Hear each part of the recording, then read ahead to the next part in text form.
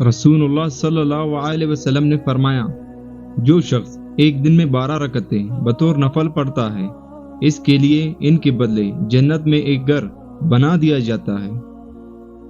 صحیح حدیث سنن ابو داؤد، حدیث نمبر 1250۔ ام المومنین سیدہ عائشہ رضی اللہ عنہا سے مروی ہے کہ نبی صلی اللہ علیہ وسلم ظہر سے پہلے 4 رکعتیں اور نماز فجر سے پہلے کی 2 رکعتیں نہ چھوڑا کرتے تھے۔ صحیح حدیث سنن ابو داؤد، حدیث نمبر 1253۔ ام المومنین سیدہ عائشہ رضی اللہ عنہا بیان کرتی ہے کہ رسول اللہ صلی اللہ علیہ وسلم کسی نوافل پر اتنی پابندی نہ فرماتے تھے جتنی کی فجر کی سنتوں کی کرتے تھے۔ صحیح حدیث سنن ابو داؤد، حدیث نمبر 1254۔ ام المومنین سیدہ عائشہ رضی اللہ عنہا بیان کرتی ہے کہ نبی صلی اللہ علیہ وسلم جب فجر کی 2 رکعتیں پڑھ لیتے تو اگر میں سوئی ہوتی تو لیٹ جاتے اور اگر جاگ رہی ہوتی تو مجھ سے باتیں کرنے لگتے۔ صحیح حدیث سنن ابو داؤد، حدیث نمبر 1263۔ حضرت ابو ہریرہ رضی اللہ عنہ بیان کرتے ہیں کہ رسول اللہ صلی اللہ علیہ وسلم نے فرمایا، جب نماز جماعت کڑی ہو جائے تو پھر فرض کے علاوہ کوئی نماز نہیں۔ صحیح حدیث سنن ابو داؤد، حدیث نمبر 1266۔ رسول اللہ صلی اللہ علیہ وسلم نے فرمایا، جو شخص ظہر سے پہلے اور اس کے بعد 4 رکعتوں کی پابندی کرے گا وہ آگ پر آرام کر دیا جائے گا۔ صحیح حدیث سنن ابو داؤد، حدیث نمبر 1269۔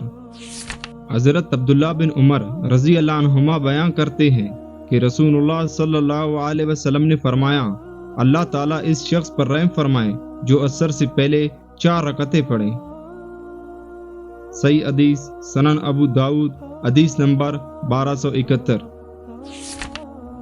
رسول اللہ صلی اللہ علیہ وسلم نے فرمایا، اللہ عز و جل فرماتا ہے، اے ابن آدم، تو میرے لیے شروع دن میں 4 رکعت پڑھنے سے عاجز نہ رہے، میں آخری دن تک تیری کفایت کروں گا۔ صحیح حدیث سنن ابو داؤد، حدیث نمبر 1299۔ حضرت ابو ہریرہ رضی اللہ عنہ سے مروی ہے کہ رسول اللہ صلی اللہ علیہ وسلم نے فرمایا، رحم فرمائے اللہ تعالیٰ اس بندے پر جو رات کو اٹھ کر نماز پڑھتا اور اپنی بیوی کو جگاتا ہے، اگر وہ انکار کرے تو اس کے منہ پر پانی کے چھینٹے مارتا ہے، اور رحم فرمائے اللہ تعالیٰ اس بندی پر جو رات کو اٹھ کر نماز پڑھتی اور اپنے شوہر کو جگاتی ہے، اگر وہ انکار کرے تو اس کے منہ پر پانی کی چھینٹے مارتی ہے۔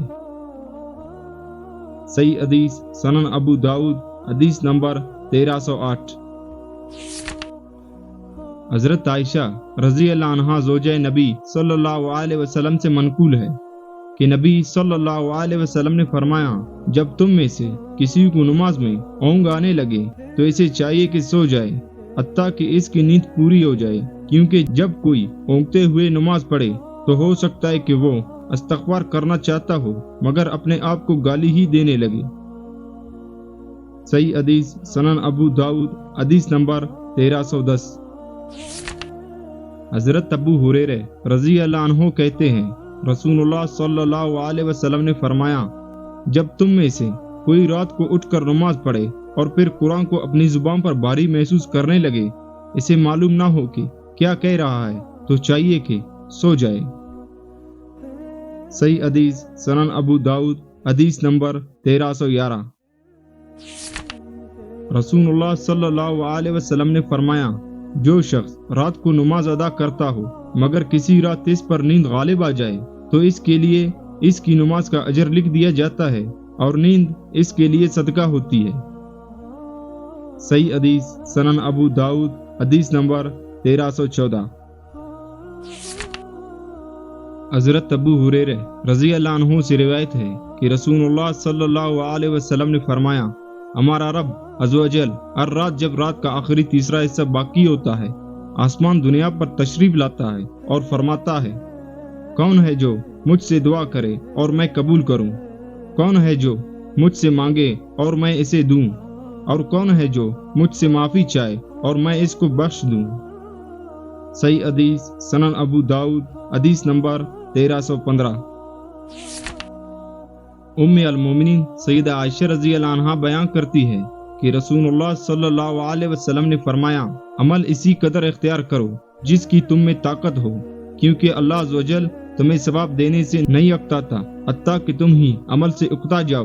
بلا شبہ اللہ عز و جل کو وہی عمل محبوب ہے جو ہمیشہ ہو، اگرچہ توڑی ہی ہو، اور نبی صلی اللہ علیہ وسلم جب کوئی عمل اختیار کرتے تو اس پر ہمیشگی کرتے تھے۔ صحیح حدیث سنن ابو داؤد حدیث نمبر 1368۔